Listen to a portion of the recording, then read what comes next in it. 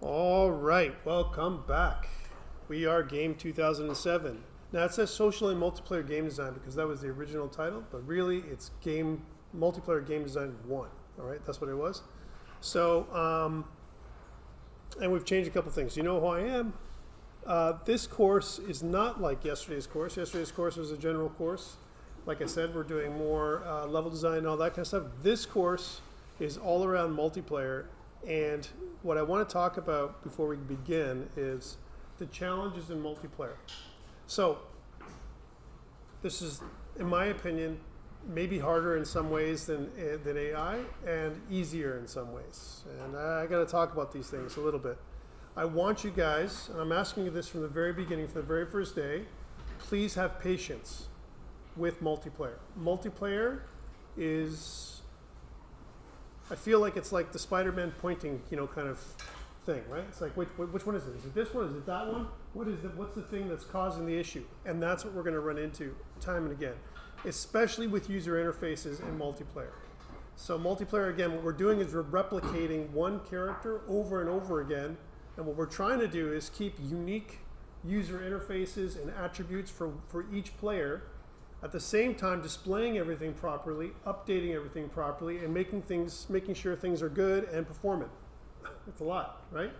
So in many ways, although some people think multiplayer is easier than AI, I think it's just kind of on the same level and it's just different, right? So, so that's one thing I want to do. So I'm asking you ahead of time, please do your best and be patient as much as you can, right? Because it's really more challenging than you think. So today we're going to be talking about an intro to multiplayer, but as you can see, the schedule is very similar to what I normally do. So it's networking basics next week. We're going to talk about like what kinds of networks are there. Some of you may already know this stuff, right? Because you've maybe done some networking at home. You've kind of created your own LAN, kind of thing. Maybe you had a LAN party with a bunch of your friends, came over and, played some stuff.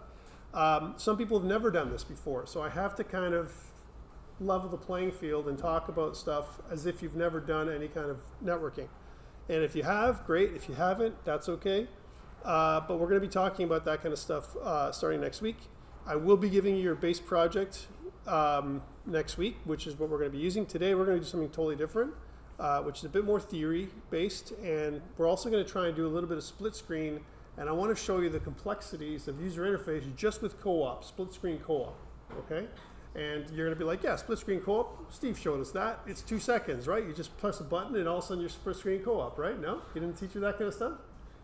Yeah, it's way more difficult than it sounds, all right? So believe it or not, it's easy and yet it's not easy because, please have patience, it's insane because you're just going to be doing one of these. Which one is it? Is it this one? Is it that one? Is it this? It's like one of those. So that's what's coming up today. A little bit of theory, and we're also going to be talking about that kind of stuff. But week 3, we're really getting into multiplayer character. Like actually, it says split screen co-op, couch co-op. I've actually moved that till today because it takes up too much time, as you'll see. So I'm actually doing that today. Adding animations and montages with multiplayer. Now imagine the difficulties we had with single player, right? Imagine now you want to do a montage, but you actually want to show what that person's doing to the other player. And you might think, okay, it's no problem. Unreal Engine's made for this kind of stuff. Yes, it is. And you're going to see that it's challenging. Like example might be something that we're going to see in week 3 is I might move something in one character and the other character doesn't see anything. It's not replicating. And that's something that we're going to see as a challenge over and over again. Converting to a listen server, that's something that we're going to be doing. Different kinds of servers. We're actually going to use a listen server mostly in this semester. In multiplayer 2, which will happen in year 3, we'll actually do a real server, whereas it's kind of a client server scenario. But this semester it's only a listen server, which is something that's okay, right? Hard enough is what I'm saying. We're going to be talking about something called actor relevancy and authority, right? And server authority, which is something that we're going to be working with, as well as remote procedure calls, which is a very difficult thing to wrap your mind around sometimes. The idea of broadcasting messages to every client in the network, and then at the same time understanding who's got authority, like, as an example. Because the biggest problem is, like, if you're doing something like a peer-to-peer network, as an example, anyone done peer-to-peer network before? Problems with peer-to-peer network is like there's no authority, right? I'm just as authoritative as you are, right? So if I move and you move, I don't know, who's the single source of truth? No one knows. So it's not really great for competitive games. The best for competitive games is client server or dedicated server, right? We're not doing that again in this course. We're going to talk about it, but setting that up is way more challenging, especially with our IT issues in this room. They would block us if we want to try and do some kind of weird internal network. We could do it through Steam, potentially, but again, most likely we'd be blocked by the networking that's in this building. In the new building, when we get to that next year in fall of 2026, this year, fall 2026, if you guys continue on with third year, we'll have different abilities, I'll say, than we have here. So yeah, that's where we're going to reserve some of that stuff for third year. Adding equipable items and actually talking about things like creating some kind of inventory system in multiplayer is something that we're going to be working with in this project. So a little bit more challenging. In the second half, we're going to continue working on the inventory system, and then we're going to introduce enemy AI, right, as well as an enemy health bar. And as soon as we get into that health bar AI stuff, again, it's just more and more complexity that we're getting into, right? So at the end, what I'm hoping that you're going to get is everything you need to know to set up a very simple listen server and understanding how to do multiplayer. I can tell you from the feedback that I got from the previous classes that went through this, some people loved it, some people hated it, and they were like, I never want to touch multiplayer again. I only want to do single player games, right? Because of the complexity, not because Unreal is bad at it. Unity's way worse at it, by the way.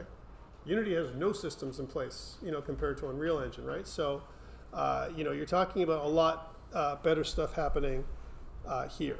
In terms of how we're measuring you, same thing as you saw yesterday, same structure, like I said to you, 4 assignments, group work, please sign up today. Same groups, hopefully same group number that you used yesterday. And they're worth each 15% of your final grade. I'll give out the first one next week, and then it'll be due by week 4. So the first thing we're doing is character properties, then we're talking about interactable items like doors and pickups and that kind of stuff. And now you might think, again, we've done pickups, and that's awesome. In single player, multiplayer, I picked it up, if I pick it up for one player and then it picks up for both players. Wait, I didn't mean that. Wait, I want to only pick it up for this player. Okay, well, it doesn't show up for this one. And that kind of stuff is what we're going to be dealing with a lot to try and troubleshoot and figure that out. So inventory system is assignment 3, and finally enemy AI. We're adding that on, and so you'll have a complete little game at the end. Okay. One thing I'm going to tell you is we're going to use different assets than we've done before. So I'm going to give you a whole group of new assets that I'm going to give you for multiplayer, and they're going to be low poly assets because simplicity, my friends, is what we want with multiplayer. Otherwise, if I have complex assets like the one we just used yesterday, then it's just that much more difficult. And it's going to take us that much longer to troubleshoot, right? So I'm really trying to pare down some of our troubleshooting, especially in this first go, and that's why I'm going to give you very simple low poly assets that we're going to be using for tomorrow, or sorry, next week, okay? So that's what's happening there. Questions around the structure should be fairly recognizable from what we've done before. Videos are important, like we said, and one thing I want to talk about today is a couple things. I want to talk about multiplayer game categories. I want to have a conversation with you guys a little bit about multiplayer, positive and negative. And one thing is multiplayer is social. That's one thing that that is really exciting about multiplayer. You're actually working with other people or against them. So we're going to be talking about that kind of stuff. Some people love it, and a lot of people hate it. Right? They like single player games. They don't want to play with other people because there's toxicity out there, right? Or they just don't like being in that level of challenge, right? Fighting against I go back to Star Wars, good against a remote, that's one thing. Good against the real thing, that's another. There's something else, right? That's what Han Solo said to Luke Skywalker, paraphrased. And the reason why he said that is because it's different when you're actually playing as an AI and different when you're playing as a real person.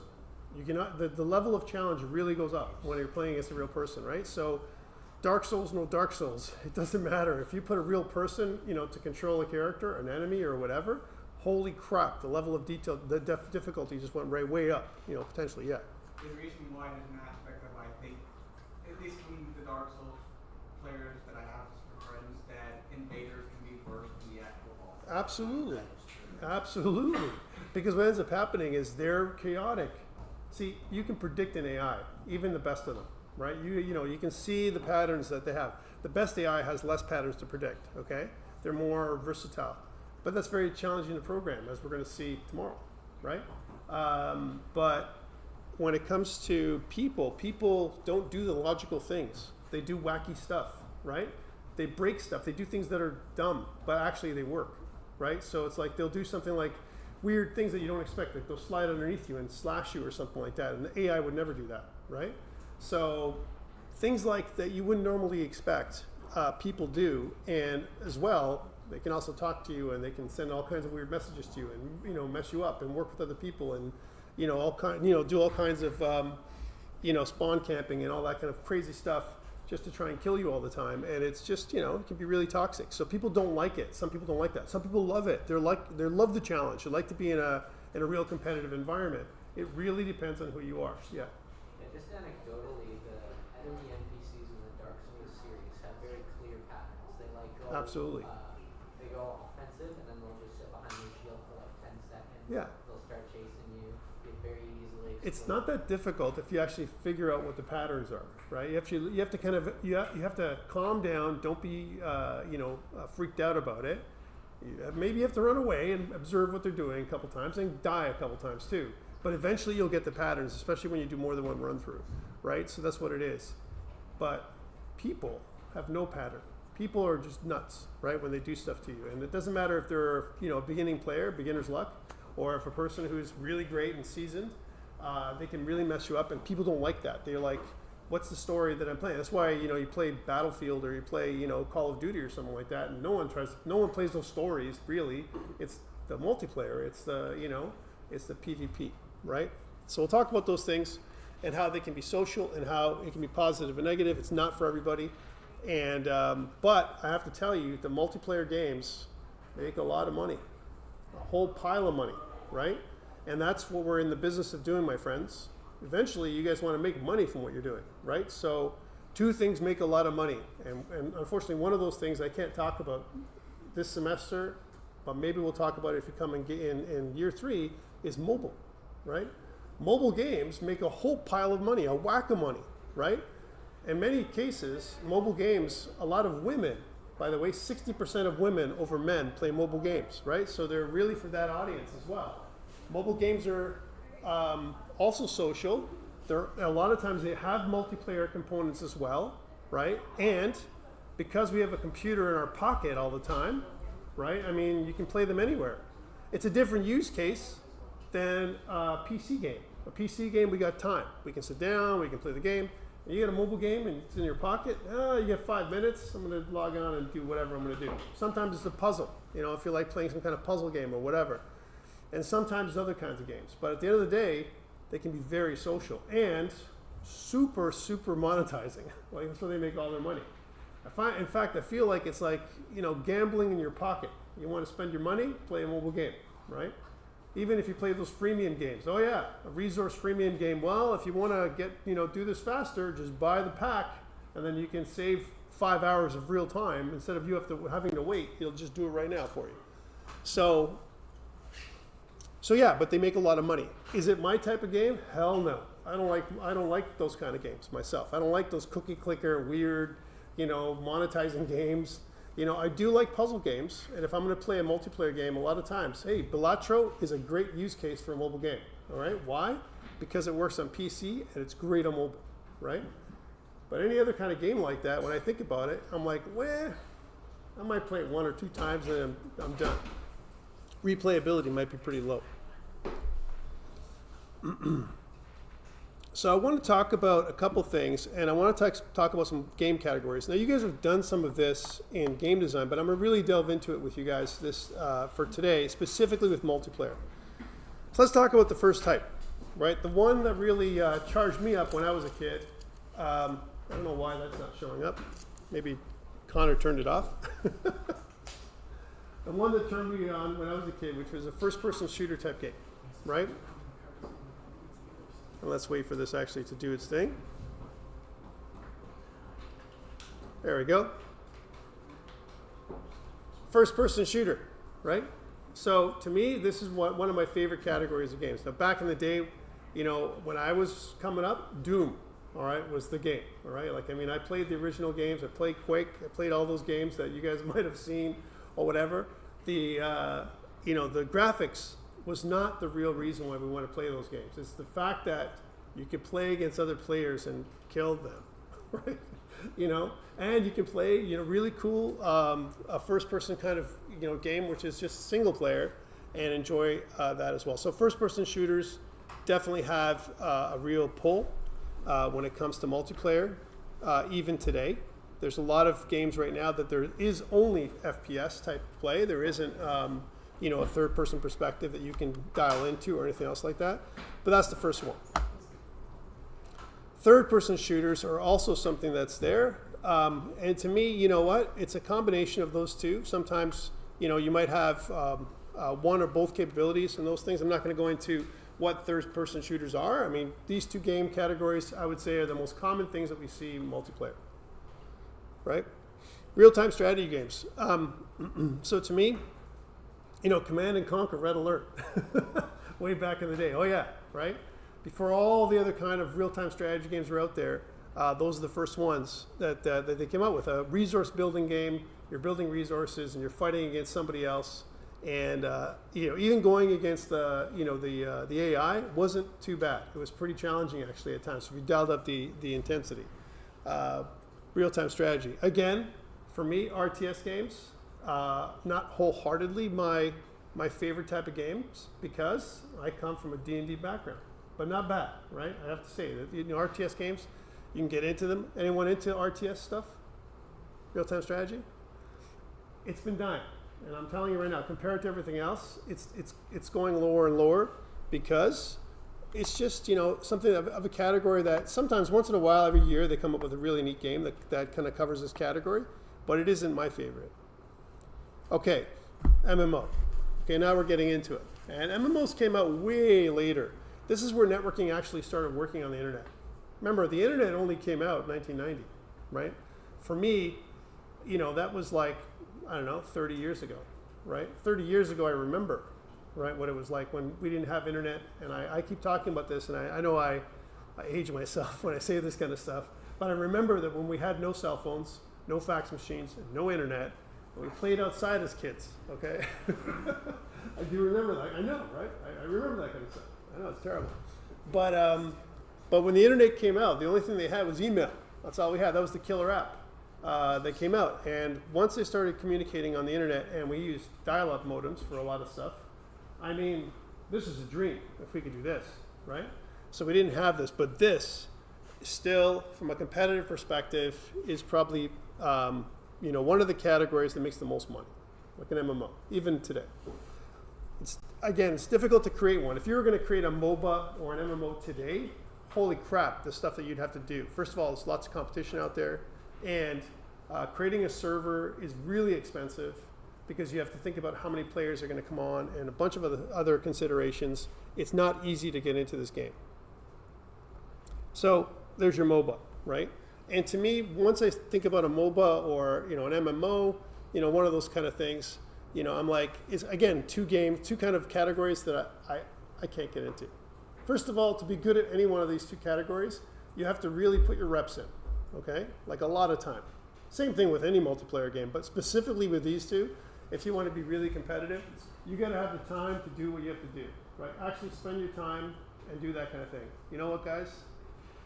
It's a weird thing for me, but I can't dedicate myself to this. I'd rather play a really great single-player game, to be honest, right?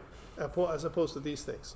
I'm not saying I don't love multiplayer. I think it's great. And I'm going to talk about some games that I played that I love playing with multiplayer. But MOBAs and MMOs, to me, I feel like I grind a lot with MMOs. You know, I feel like I do that. You know, and I don't like that. I don't like that grindy feeling. Whether it's Amazon's, you know, the Amazon game that they came out with, it's gone now, I think. Conan's, the Conan game that they used to have for a while, and it kind of, rose and went away. It's kind of there, but it's kind of, and there's a bunch of other ones that are out there right now that are still very, very popular that you can dial into for free. It's free to play. A lot of these, MMOs. Why? Because they want you to buy their stuff. Their microtransactions, all that kind of stuff. And to me, again, to get into that thing, unless you're playing with a bunch of friends, people that are actually playing the MMO, I even consider Destiny 2 an MMO in many ways because it's a open world game. If you think about this, many ways, you're playing against other people and you're grinding a lot. When my mind, if I'm grinding in a game, it's an MMO. It's like especially if I want to grind for resources or grind for this, and it's a multiplayer game. It just makes me crazy, right? So I feel like I grind a lot with when I used to play Destiny. I've put that game down now because Destiny has died. It's finally died. It's had a long tail. It's played for a long, long time, and I think Destiny 2 is finally gone, right? For me, yeah. For me, though, I tried it for a few hours years ago. Yeah. And put it down for a few months, tried it again for a few hours later. They have a system that nerfs you if you don't continually get new stuff. Your power gets reset. It's part of the game. It's part of the weekly grind, like I said, right? Did you do your weekly events? Did you go and do this? Did you collect that? Did you do this? Did you fight multiplayer? Yeah. I remember I used to play Genshin a lot, and then I think I could go into Elden Ring. Yeah. I played that for a month straight, then I went back to it, and gosh, this just sucks. I'm just doing the same thing over and over. It just feels grindy, you know what I'm saying? So that's one of the problems that we have. It's like doing that same thing over and over again. To me, I can do it for the first time, the first bits. The only reason why I played Destiny, I have to tell you, we'll come to that screen when it comes to, I have a screen for Destiny, is because my buddies play Destiny, right? So they're all playing PvP, they're on the Crucible, they're like, hey man, you gotta play the Crucible. I'm like, okay, let's do it, right? But, playing that kind of game, again, like any one of these multiplayer games, you gotta put your reps in, which means you need to freaking put hours into this game, hours and hours and hours, and keep grinding and grinding to be good at what you're doing, because if you don't, you're gonna get some, you're going to play with somebody that just he's going to headshot you all the time. One-shot kills and all those kind of things. Weapons that they've collected because they've done the grinding. They've spent their money. Because you can spend money and level up in different ways too in a lot of these games, right? Sometimes it's acceptable and sometimes it's not. Sometimes they level you out when you go into the Crucible, and sometimes, no matter what they try and do, that weapon is just OP, right? So you're going to get killed. Right? And especially if you don't play with the latest season. Oh, the latest season has this really great weapon. Everyone's got it except for you because you just came into it, you're going to die. Right? It's just the way it's going to go. Anyway, let's continue. So, some twists. So again, we talked about the basics, and here's some twists. So, an asymmetric kind of game. This is okay. I like asymmetrical play, right? Because it gives you something that's a little different than, strict multiplayer. So asymmetrical play is pretty cool. Among Us wasn't my favorite game when it first came out, but it was interesting. It was different, right? I kind of like the twists, and that's why I want to put them in there. Hide and seek, right? That kind of stuff. I think hide and seek is kind of a neat kind of concept as well. This idea of secret neighbor, that's not bad. Wasn't my favorite game, that's for sure. And then, of course, asynchronous gameplay. I'm okay with async stuff. I think about games even though it's turn-based, Civilization is kind of asynchronous for me, right? So I don't know who plays Civilization at all. Anybody? I've done all the Civilization games all through the years, from the very first one until Civilization 7, right? The one that's out now. And I have to say, I don't like it as much as Civilization 6. Civ 6 is better than Civ 7. Sometimes I think Civ 5 is the best game that they've ever come out with, right? And they just keep on, they're Sid Meier, man. They got to make more and more of that stuff, right? So things I like about Civilization, and even though it's async, you can play async multiplayer with Civilization, is it's a building game, right? Part of it is you're building up, and part of it is you're competing against whether it's the AI or real players. It's kind of neat. So some type of turn-based strategy game, and you got to wait for the other player to do their stuff before you can continue, which is pretty cool. So that is asynchronous gameplay. I'm okay with this one. Social games. So to me, if you go to level up, you're going to meet Zynga. Okay, they actually come up. That company is the main company that makes a lot of mobile games. right? And it's based, one of their factions is based out of Toronto, okay? So you can meet, I'm not sure if you guys saw them, people who went to Level Up last year, but they were actually at Level Up Toronto. I like the company to some degree. It's not as much of a grinder as you might think, believe it or not. I know some people that work at Zynga. It's a bit of a springboard. You go to Zynga and then you kind of put some stuff in your resume and then you move on to something else. Again, not my kind of thing to do, but I think it's there. And one thing that we have to talk about is like why multiplayer, why people like playing together, right? Because it's social. Some people actually like the social aspect of multiplayer, and I think that's a pretty good thing. Again, what I want to tell you is it made these companies a whole whack of money, right? Because they are able to capitalize on people playing together, right? So one thing when I think about a game that's social, let's even broaden the definition here a little bit and talk about this idea of a social network, right? There's a movie called The Social Network. And social networks, again, if I go back a bit, sorry to do this to you guys again, back into the 2000s, right? When MySpace was actually out before Facebook, right? Before it turned into other things, right? It was a thing, it was a craze, right? And why? Because people are actually, connecting to a friends network where they can connect to people, whether they're in the same office. Hey, did you connect to Facebook? Yeah, I did. He's right over there, but I'm connected to Facebook with him. I don't know why, right? Because everyone else was doing it, right? And MySpace, the same thing. MySpace died away. Facebook survived. And there was other social networks like that. But why were they popular? People wanted connection. That's why these networks exist. Why do dating sites exist? Why do friend sites exist today? Friend sites exist and dating sites exist because we want easy connection. It's hard to meet people when you go somewhere and you're like, hi, my name is, and spark up that conversation. It's a lot harder than clicking a button, right? Putting a profile up, whether it's real or not, right? And all those kind of things. And I think that's why social networks are powerful. They can draw people in and they can make you spend your money, right? And to do a bunch of different things. And one of the social networks I talked about was Facebook. Facebook capitalized at one point. They had a lot of games. There were web games that they had out there. And we'll talk about that. Farmville, that was a thing back in, in the days of Facebook. And it was huge. Popular game that made a lot of money. So again, what we want to do is, if you're going to form a social network of any kind, a community, right? You want to create this idea, to have your users interact. Let's build a social network together, is what I'm saying. Just for a second, let's simulate that. I want to have my users interact somehow, right? Back in the day, there was no such thing as Discord. There was no other networks outside of the game or whatever. And so a lot of this stuff, a lot of the chat and everything else was integrated into the game or the platform that you were using, right? But basically what it is I want my users to interact. The interaction could be asynchronous. It doesn't have to be synchronous at all. I want to be able to acquire users. Sometimes I want to be able to buy users. Here's a good example of this. Dropbox. You guys heard Dropbox, right? And when Dropbox came out, I'm not sure if they do this anymore, probably not, but do you know that Dropbox would offer you extra space if you referred somebody else? That's how it used to be, Dropbox, right? If I refer a friend to Dropbox, I get another, gigabyte or whatever of storage.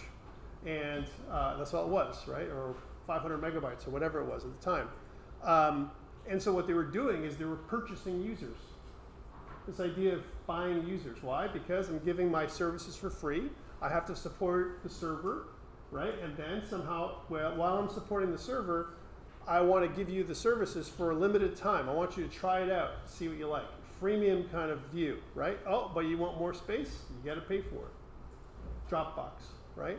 And this idea of acquisition and retention, the ability for me to acquire new users, try it out as an example, and then, if you really want to try something out, you can buy the premium pack, where you're going to spend your money and, actually pay for all the labor that we've done in our game. You want to be able to attract people. And that's the idea. And the other thing is retention. It's not just acquisition. So I've acquired a user, but now I want to keep them coming back. How do I keep a user coming back, my friends? How do I do that? Make them fear leaving. Fear leaving, okay, that's You're one. missing out. Yeah. What is it? What is it? Content. We want to give people content, more and more content, as much as possible. No FOMO. But, you know, I know FOMO. no. We want to give. Should work on everybody else. Come on. We want to give people up content as much as possible, because if I give people content, right, they're going to keep coming back. That's the idea, right? And new stuff that they can possibly try out and potentially buy, right? You know, some kind of DLC, right? If they can.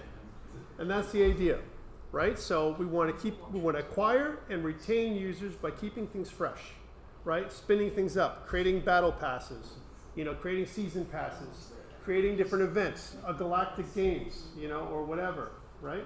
Make everything time gated. Like what? Make everything time gated.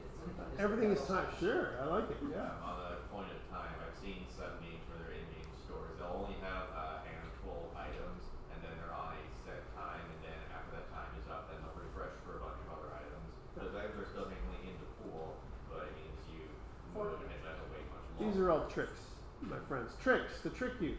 All right. You don't want to be tricked. Do you want to play a game that you're tricked all the time? I don't want to play that kind of game. Literal carrot on the stick. I know, it's always like that, and some of it can be fun, but it really comes down to if, for whatever reason, your friends are playing the same game. All right, if your friends are playing the same game, they're 100% going to retain you compared to if your friends are not playing the same game. Next, so we talked about social networks. So let's talk about their earliest of games. I'm going to run through this really quickly, a bit of a history. Some of the first social games were BBSs, or bulletin board systems, because we didn't have the ability to, there's no internet, right? You had to dial up, and you had to dial into a modem. There's a number you had to call, like literally program it into your computer. You dialed in, there's BBS, and you can, you know, network with some people on the BBS, and sometimes you had some games on there. By the way, back in the day when I was a young man, I ran a BBS, right? I did, because it was like a social thing to do. I was a sysop, that's right, all right? That's what I was, a system operator, because it was a cool thing to be, right? Oh yeah. And quickly that died away, because I realized the work that you had to do first to set up a BBS, which is like a database. People have to come in, you have forums, unless you're really popular, and some people were, you know, unless you had something new to talk about, people might come in and leave, right? It's like almost going to a website. You go there and like, there's nothing here, I'm out of here, right, kind of thing, right? Especially when you're dialing in, because, you know, you only have limited time that you're going to spend doing this kind of stuff. The biggest BBSs at the time, my friends, like this, was all pirate stuff. If you wanted to find pirated movies or pirated games, BBSs were your friends, okay? Because you dial in and someone has some kind of thing that you want, some bad things and some good things, and you went to these things for those things.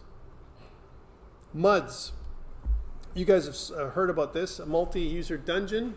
It's kind of the same thing. You dial in and you're playing with other people. Some people had multiple lines. I'm telling you, I knew friends who ran this kind of stuff in their house, right? They had multiple phone numbers tied into their modem. They dial in, all that kind of stuff, and people can play, and they would charge for it, $10 a month, right? Or whatever it was. It was kind of interesting. Not for me, but it was there. Of course, MMOs we talked about, and MMOs, again, super expensive to build. Again, starting at about 80 million to 120 million as an investment starting off, because you have to buy, build the infrastructure. You have to do all that kind of stuff and make sure you maintain it. It's really super expensive, but the return on investment can be high if you have a good thing that works. But here's some stuff. Let's talk about some games that have failed lately, that never launched, all right? How about those games, right? Anthem, right? Here's a game that completely failed, right? Yes. Concord, right? And a bunch of epic stuff like that. There's so many games that have tried to do this. Why? They want to eat Destiny's lunch, right? And other games like that. They want to kind of supplant this new stuff. Even extraction shooters that are out there today, right? As an example, they cost a lot of money to play, a lot of money to make, right? Like Marathon. That's still probably never going to launch, right? And all those kind of games, right? Huh? The day before. Yeah. So there's so much. There's so much out there. It's expensive. It's a lot of risk. A huge amount of risk to create an MMO, right? And so, you know, bigger companies, Sony's died with it. A bunch of other companies have tried and failed. Let's go with the most expensive MMO ever, right? 314 million last checked and counting, my friends. Yes. How much do you think that accounts for like the game's initial budget versus how much do they have to continuously spend on it? They just keep on spending. It's a big money pit, man. I don't even know how these guys are continuing, honestly. Who's played Star Citizen in this room? Who? I tried. You tried? I tried. How long did you try for? Like 10 minutes and I almost blew up. 10 minutes! Okay. Blew up my rig. Yeah. You want a good MMO that's was probably cheap to make and they're still working on it? Wizard 101, everybody. 19 years old and they're still adding stuff to the game. That's funny as hell. But this is the thing. So this is one of the most expensive ones ever made. And to me, you know, I know people who have actually played this game and they are playing it every day. They're commanders. They've got their own factions. They've, you know, spent all kinds of real money in the game, thousands and thousands of dollars, whales, you know, in the game. Yeah. It's playable? Huh? It's playable? I thought it was like... Oh no, you can. Yeah, you can play this game. It's been playable for years. Yeah, it's just not complete. So you play the game, you spend all kinds of money. They release it because they want money now. Oh yeah. Continue working on it. Oh yeah. And they have like a second game that starts to see like a story game. Star Wars: The Old Republic, $200 million to develop. Right. Again, to me, when I first I tried this out, I was a big Star Wars fan, and it wasn't my type of thing. I was like, meh, you know. A lot of money they spent on. I'm not sure if they made the return on the investment on this one. I really don't know, right? But I can tell you that it wasn't my cup of tea again, even though it was an interesting topic. Star Wars has always tried to milk us, you know, to try and get us into the Star Wars universe, especially Marvel and everything else. And I still think they haven't succeeded in making a great MMO, right? Elder Scrolls Online, $200 million plus, and it's free to play now, so it's costing them all kinds of money. But where they make their money, again, is all the stuff that we talked about, microtransactions and a bunch of other stuff, right? ESO is popular. Okay, it is still alive. People still play this game, right? So it's not something that, like, you know, it's gone away. And it's been a long-standing game for, you know, many, many years. If you like the Elder Scrolls, you know, if you like Skyrim, if you like Oblivion, if you like all those kind of things, this might be something you like. If you like that kind of, me personally, it's a totally different feel to play this game than playing Skyrim or Oblivion or any of those games. It doesn't feel the same, and so that's why I tried it out, and I was like, yeah, no, bye. And that's why, you know, I think it's cost them a lot of money to maintain. Destiny, all right? It originally cost them $140 million. $400 million now is kind of closer to where they're at right now. The original Destiny we're talking about, not Destiny 2, Destiny 1, okay? Where they first came out, it was really, really popular, and they're like, you know what? This is good, but we want to make everyone pay for things again, so we're going to come up with Destiny 2 and basically tell the same exact story for the most part and sell the exact same items, right, for more money.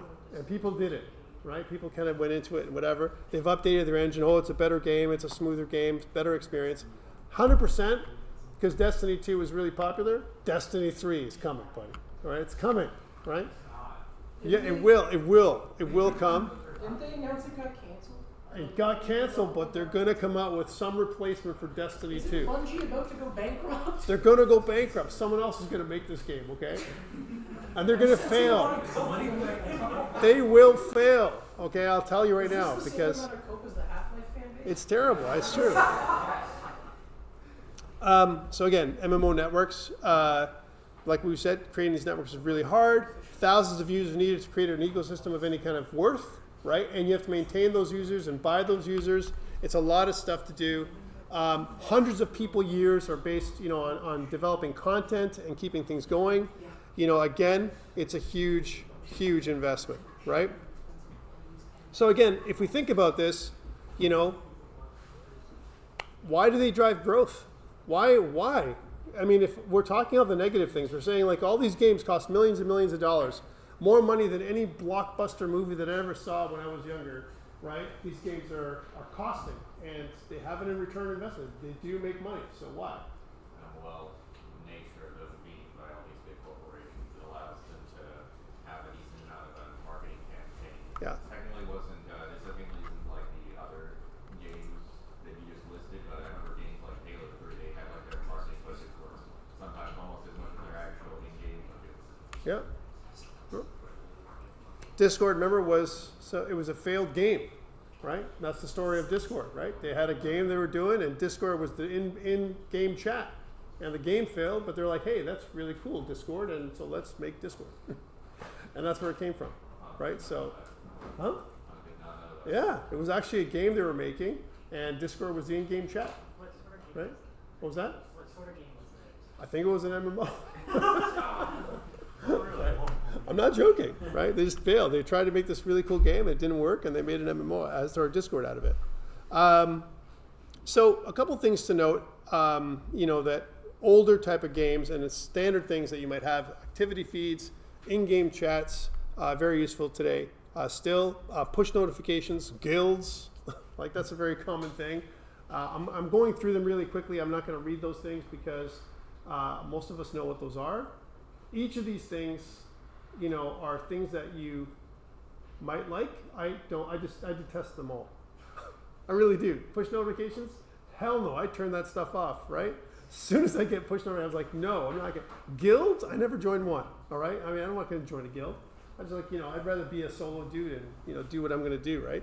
But so maybe it's just not for me. Even though I'm teaching multiplayer today, but it's just something that when I think about it, it's not my cup of tea.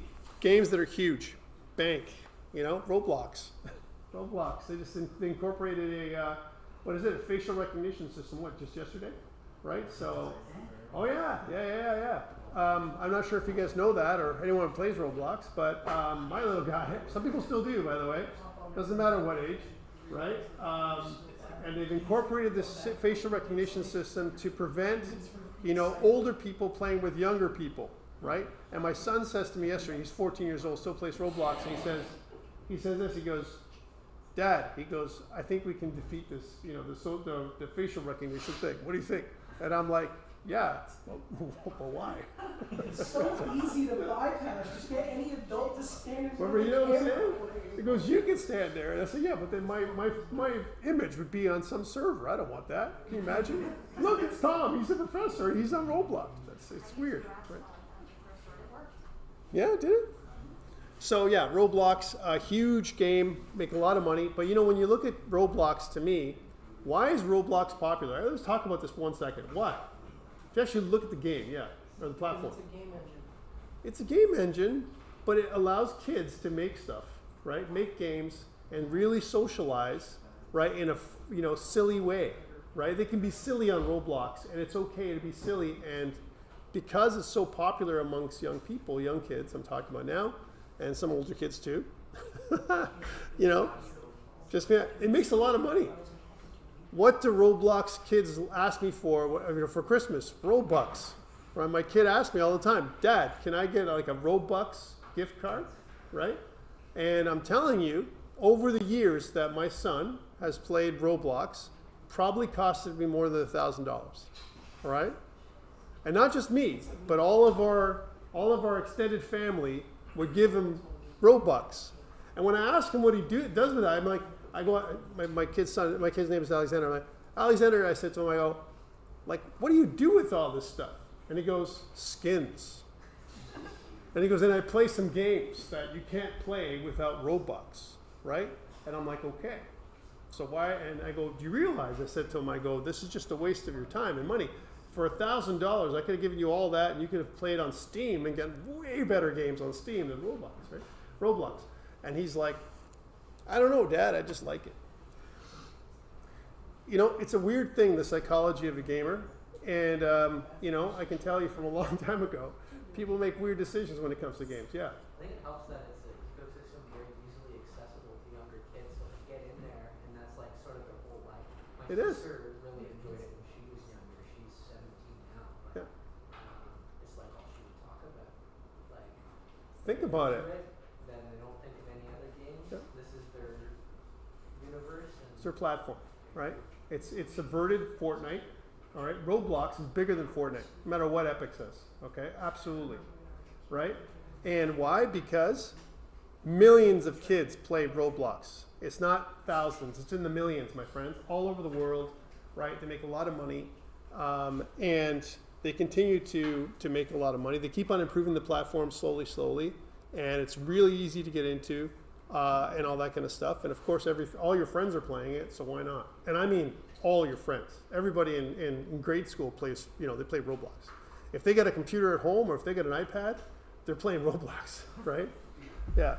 Even getting to the point of I've seen some of the smaller ones that are like been making their games on platform, and they're really pushing what you can do with the graphics quality of Roblox. Like it's They are. nuts, like properly rendered ferns and creatures that actually look as good as something on Steam for some reason. It's true. It's true. He showed me some games. My son showed me, look, Dad, this is a really cool game. And I'm like, it's Roblox. I'm not interested, right? But it's like, and he gets mad at me when I say that kind of stuff. He's like, but I'm telling you, you should play together. I'm like, no, I'm not interested. So I can't play Roblox, right? Other games here that I want to talk about. Fortnite, again. Epic continues to push Fortnite. Right now, if you want to make, all kinds of stuff for Fortnite, you can, right through Unreal Engine. All that kind of stuff. There was a time when it wasn't Robux, it was V-Bucks, right? Yeah. You mentioning Discord originally was like a game they were working on and then transformed into Discord now. Yeah. That kind of is similar to what happened with Fortnite. It was originally a paid game. Yeah. Then did the multiplayer thing, which took off, was sort of like a free add-on. Then when that started getting popular, they then pretty much focused all their There's so much going on with Fortnite. I mean, has celebrities. If you want to play Kim Kardashian on Fortnite, you can. All right. I don't know why you'd want to do such a weird thing, but I mean, if you want to play a celebrity, you can play one on Fortnite, right? Is there anyone who you can't play as a Fortnite? The what? Killing billionaires. That's what it is, right? That's what the fantasy is, right? So, yeah, I mean, there's weird stuff. Concerts happen on Fortnite, and all kinds of weird things happen. I don't know. It's not my cup of tea again, but that's what it is. Around the time where we had a lot of competitive games, Apex Legends came out free at one point, and it's actually, if you actually play the game, it's not bad in terms of like how smooth it is and gameplay and all that stuff. Again, to me, it was kind of one of those games that was like, hey, okay, that's cool, and it's done. Of course, the big ones now are Helldivers and Arc Raiders. I think Arc Raiders probably now supplanted Helldivers too, because now it's the most popular game, right? And next year, this time, I'll put some other stuff up here. Whatever the newer ones are going to be. Every year, there's something that comes out that surprises everybody, whether it's Animal Crossing during COVID or Minecraft, which is still going strong, believe it or not, and a bunch of other stuff that's out there right now. But these kind of the games that I've just listed a bunch of them that are very popular and continue to be popular even today. So really, I'm gonna take a bit of a step back here when it comes to this kind of stuff.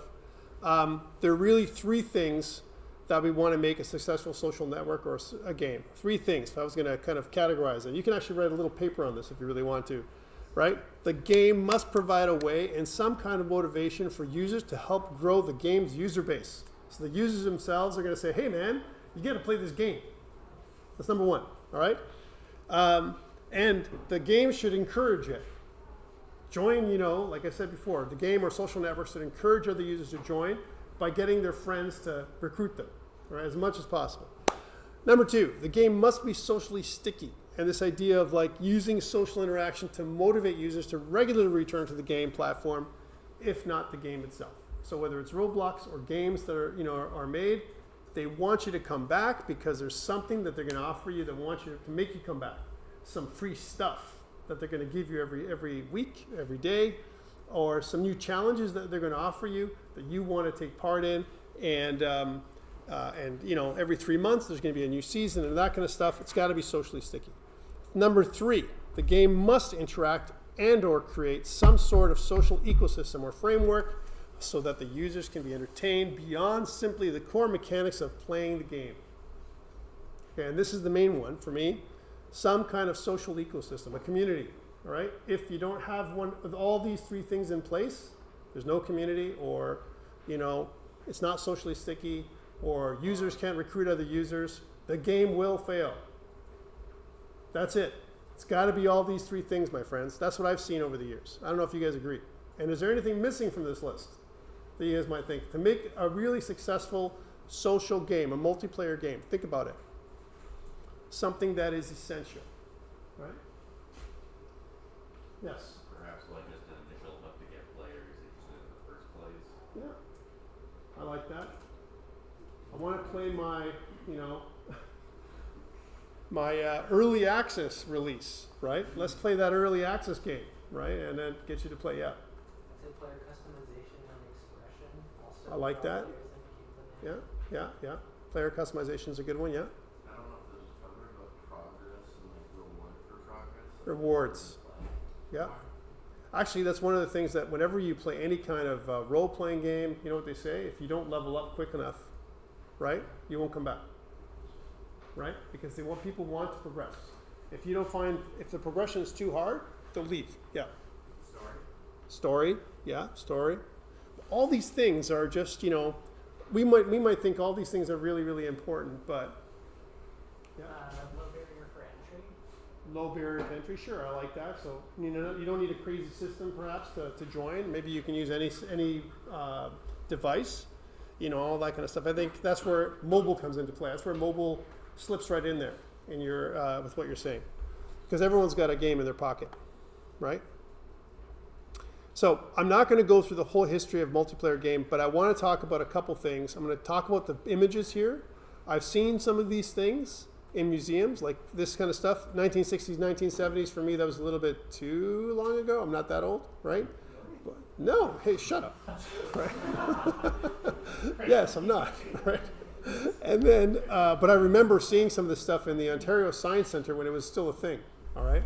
Before it was closed down. So back in the day, they had this kind of stuff. I have played Pong. I used to own a Pong game, right? Believe it or not, like an actual stand-up Pong game like this in my basement, back when I was a kid. My dad had connections with other people, and he ended up getting this thing, and for a summer, we just went nuts, right? It was just Pong by itself. Lots of fun. Maze War, I've never played. Spaziem, Star Trek, basically, look at you even see the Enterprise here. Basically a space sim, right, is what it is. Never played it, but I've heard stuff about it. Nothing good. Gauntlet. This game I played for hours and hours, all right? And I played hours and hours because in the 80s, this is the first game that reminded us of Dungeons and Dragons. Hey, we can actually play together. It was a multiplayer game in the arcade. You fed quarters into this machine, at the time, and you kept playing. And if you died, you feed more quarters in. You're good to go. You get more health, like it says there, for every coin you put in, right? So you can make the game go on as long as you want. Doom, of course, I talked about that in the 90s, and Quake, and Ultima Online. Oh yeah, there was that first, if you want to talk about MMO, there was almost like a initial MMO that they've ever come out with in the 90s, Ultima Online, right? They did have an Ultima, franchise that was single player back in the day, and then it became this. Not my cup of tea. 2000s, Counter-Strike. Who's played CSGO? Come on, right? Everyone's played CSGO, right? Huh? No, never touched CSGO? Well, there's lots of maps. Once or twice, I don't even think I've opened it. Wow. Yeah. No, it's for what it was a really, was it? 2000s. It's not like Counter-Strike, it was a couple years ago. Yeah, CSGO, yeah. Halo 2, that was something that was out there, 2004. I liked it. I liked some of the stuff that we had in Halo. Halo was a great, again, platform. I'm really sad that they're never going to make another Halo game just because Bungie's gone, right? I mean, I'm sorry, but that's how it is. I don't see other people making a Halo game that's going to be this, that's going to feel the same way. They've destroyed Halo the series. The show is terrible. I'm not sure if you've seen it, right? But it's bad, right? He shouldn't take off his helmet. Let's continue. And, World of Warcraft, right? I mean, you know what? I played it for a bit, and I was like, I'm not going to grind. I don't like the grind. I'm not going to try and kill orcs in the forest, trying and collect more gold. I'm not going to do that. People in China can do that. I'm sorry to say that, but that's what they did. They had all these gold farms in China. We kept on hearing it over and over again. And in India, right? South Park episode episode about that. Did they really? I don't know. Yeah, but it was a real thing. It was a real thing, and people were like really mad about it, right? So I knew people who had crazy items in World of Warcraft, crazy items, really expensive stuff that they would sell. They would go and play, and then sell these virtual items online, make all kinds of real cash, right? Wasn't my cup of tea, but it was out there. Oh yeah. Borderlands. Now, to me, when Borderlands first came out, I was like, I kind of like the cell shading of Borderlands, all right? When I first saw it, I was like, this looks neat, you know? I still think Borderlands 1, still, to me, I know that this is controversial, is the best game in the series, right? I know Borderlands 2 people like that a lot. I think still, this is the first best game, right? Borderlands 2 is the same thing as Borderlands 1 with extra stuff. Borderlands 3 was terrible. Borderlands 4 is worse, right? So, sorry to say that, but I just, I can't play Borderlands 4. I don't know if anyone tried Borderlands 4? I couldn't. It's just terrible. It's bad. Huh? I didn't even know the 4K came out. It was bad. That movie was a warning of what the game was going to be. Absolutely. League of Legends. League of Legends to me is, again, one of those games you got to put your reps in, right? So to me, I couldn't do it, even though I was interested in doing it. I wanted to be part of esports, but I was like, you know what? I just can't do it. It was one of those things I decided I'm not doing. I'm like, I'm not doing this. One background lore can't abide by the game itself. Well, it's one of those games that are just, it's still super crazy, even now, right? Between this and Dota, I think that's the next slide, no? Probably a couple slides from here.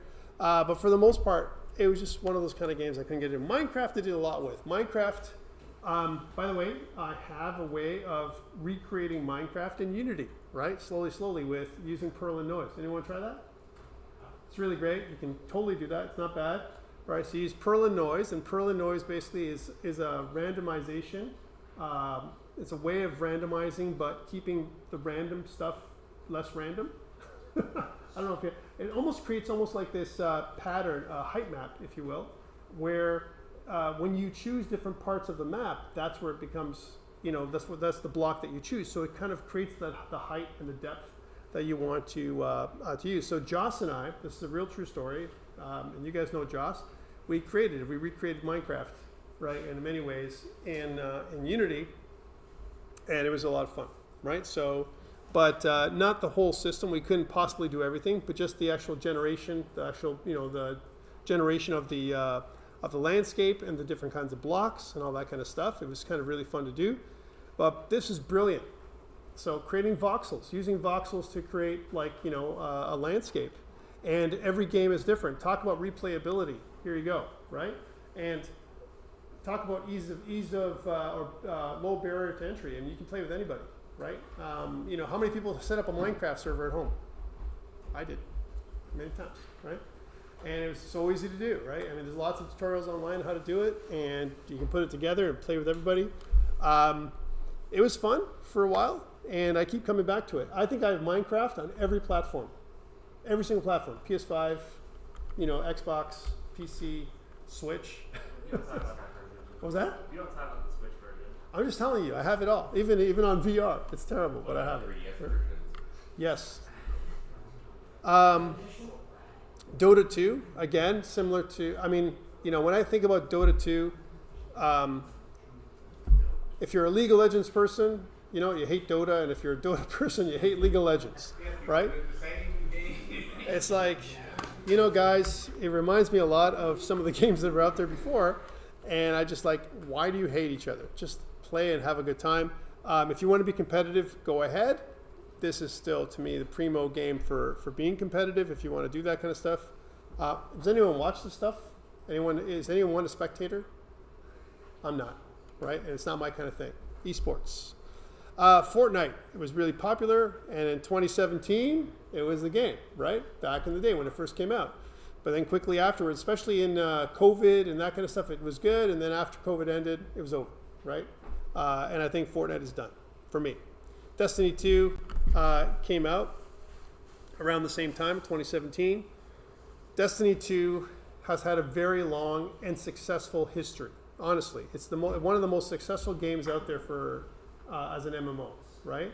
They've had some great releases, some fun stories, and then they tried to monetize. And as soon as Bungie started to lose their people and move into different places. And when Sony bought Bungie, it was over. Destiny was, we saw the end of Destiny, and it's happened now, right? Destiny right now is not something that I want to get into. All the friends that I had that plays Destiny have uninstalled the game, right? Yes. What really killed like Bungie in general was Yeah. the CEO. Oh yeah. When Sony bought Bungie, the CEO took all of that money, bought a bunch of stuff, threw a bunch of parties, and then fucked off. See you later. Yeah, that's how it goes, right? So, but I'll tell you, it was, at the time, talk about customization and a bunch of this stuff. I mean, you can really customize the crap out of your characters, and lots of replayability. Among Us, again, really popular for its time. Call of Duty Warzone, right? I mean, this was an up-and-comer. It was a competitive a competition to our friend Destiny 2, right? When it came out, and they were like, hey, we can play Warzone for free. And it's Call of Duty. It's really great. And it's actually better than the Call of Duty game. Some people said, right? So this is a big one for a while. Anyway, Valheim. Anyone try Valheim? When it first came out, the day that it came out on early access, I was playing this game, right? Why? Made with Unity, my friends. When I first saw it was made with Unity, I'm like, holy crap, Valheim made with Unity, a voxel game? And it's a great game still to this day, still continue to add to it. It is multiplayer. You can play with your friends and everything else, and it's still a great little game with a great story, lots of ways to get into it, and one of the games I still love today. Elden Ring. There we go. There's a game you want to sink your teeth into, and like I said, I've just started playing it now. Finally, I put it on the shelf for 3 years, right, that it's been out. And I've kept on trying to say, I'm going to play that game soon. I will. My buddies are like, man, you got to play. I'm going to show you. I'm going to get. And I just couldn't get into it. And then finally today, recently I've started to put my time in. It's a beautiful game. It's one of the most beautiful games I've played in terms of the way it's been created and everything else. I mean, the landscapes. We talked about landscapes yesterday. Holy crap, Elden Ring. They really put everything into it. And there's a lot of things we can learn from looking at this kind of game. So some really good news stories too, not just necessarily some things we said that are bad. Diablo 4, terrible game, right? Worst game I've ever played in the Diablo series. Diablo 3 was way better than Diablo 4, even after a terrible start, right? Diablo 4 still today, I played it for a bit and I was like, I'm never playing this game again. Like I was like, I put this game down, even though I spent $100 on it. Yes. Wait, it says combined traditional ARPG. What does the A stand for? Action RPG. Okay. So, again, some really great stuff. If you played the original Diablo 1, great game. Honestly, great. Diablo 2, great game. Diablo 3, even better. Rocky start, right? But Diablo 4, forget it. They just try and continue to milk us. Diablo Immortal? No. Hell no. Helldivers 2. Now, there's a game that came out of nowhere, right? Arrowhead, right? They came out with Helldivers 2 for last year, I would say. It was huge. It was a crazy game last year. People still play it, but not as popular as the next game, which is Arc Raiders. Arc Raiders now is, again, the game to play. It's definitely fun. You can hurt other people too by accident, which is good. I like collateral damage. It's fun, right?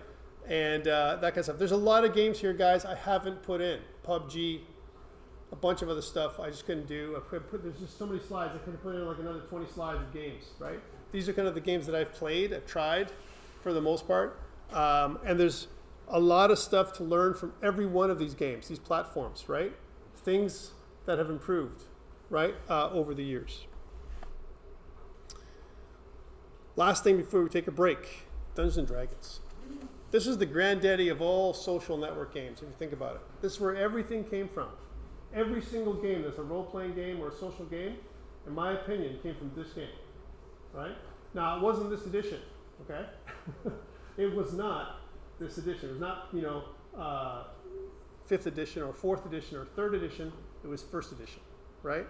And I was back in the day when I played it. It came from another game called Chainmail. And it came from, this thing where people would play with miniatures. So, think about Warhammer 40K. Anyone play Warhammer 40K? Remember? Yeah, a little bit. So it's a miniature game, and that's where chainmail came from. They're like, hey, I got these miniatures, and we can pretend that we're going into a dungeon. Now, back in the day, there wasn't anything that was really huge. I know I keep saying this, but Tolkien and Lord of the Rings was like, you know, the granddaddy of old stories for role-playing. I mean, if you haven't read The Hobbit, well, I mean, you should read it if you can. Audiobook at the very least. It's pretty good, and if you can watch the movie, okay, but it's not the greatest movie ever. The series, the 3 movies. But the Lord of the Rings that they made was like, you know, back in the 80s, talk about Stranger Things and stuff like that, was like a dream. You know, to think about elves, dwarves, you know, halflings, the different kinds of classes that you can play, and how they tied it into these miniatures. That's where it came from, chainmail. If you haven't role played, and if you haven't played, anyone not ever played D&D ever, you need to try it at least once. Okay, you need to try it out. I really mean it. You guys got to get together and try some of those communities out there. It takes some time because you have to kind of like, you know, create your character and all that kind of stuff. I've moved away from D&D. I have, right? And I'll tell you why. Even though I love D&D, I've played it for years, 30 plus years, you know, since it originally came out in the 70s. I played it since then. You know, I moved away because of the limitations of the mechanics, right? And how things have changed. Once, you know, it got bought, once TSR sold their stuff to Wizards of the Coast, and, you know, Wizards of the Coast got bought by Hasbro, and once Hasbro came into play, and now they want 30%, my friends. That's what it comes down to. Every year, this product, before anything else, Hasbro's got to take 30%, right, before anything else happens. And to me, once you start going down that road, Hasbro also owns Magic the Gathering through Wizards of the Coast, right? So they own these big franchises. I also played Magic the Gathering when it first came out. But this is the kind of stuff that that you should play anyway. I know that I'm saying it in kind of a weird way. I'm saying, hey, you know, TSR got bought out and blah, blah, blah. But truly, it's a game. Gary Gygax, the first guy who made Dungeons & Dragons, was a genius. Like, truly. He came up with a system, game engine, if you will, on paper. Before any other game engine, no computer role-playing game, no, you know, Japanese role-playing game, none of that stuff came out before this, right? The idea of leveling came from this. The idea of ability scores and stats came from this. This is the game you need to try out, at least once in your life. Okay, you should try it out and go from there.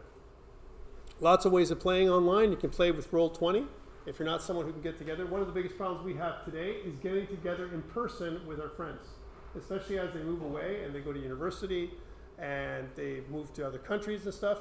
Roll20, a combination, I would say, of Roll20 and Discord really works great, where you can play.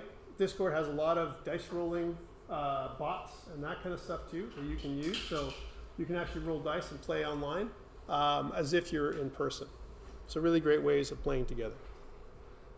And I talk about all those things, but the main thing is it teaches you a bunch of stuff. It teaches you how to be a storyteller if you're the GM or the dungeon master.